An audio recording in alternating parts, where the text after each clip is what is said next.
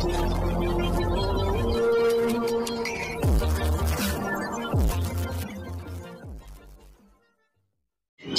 প্রডিউসারের সাথে আমার কন্ট্রাক্ট ছিল যে আমি 80 টাকা রেমুনেশন নিব না, আর তার কারণে আপনারা এপিসিতে কিন্তু আমার সিনেমার ফ্লোর গুলো দেখবেন। কারণ আমার যত ছোট ভাইরা আছেন, বড় ভাইরা আছেন, জার্নালিস্টরা, তারা না এপিসিতে গেলে বলতো যে অন্ধকার, ছিচি পোকার আওয়াজ পেত।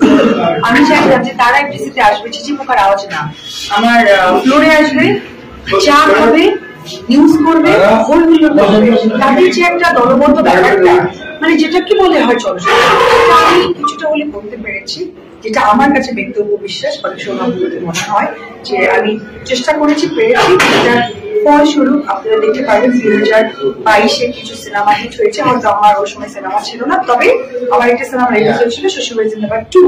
এবং 2023-এ আমি ধন্যবাদ জানাবো আমাদের মাননীয় শেখ হাসিনাকে, কারণ উনি সবসময় আমাদের চলচ্চিত্র বান্ধব, চলচ্চিত্র মানুষরাকে কিভাবে আছেন, সিনেমা কিভাবে সামনে এগিয়ে নিয়ে যেতে হবে তার জন্য অনুদান দিয়েও সকলকে সহযোগিতা করা। তার মধ্যে আমি একটু সহযোগিতা পেয়েছিলাম অনুদানে।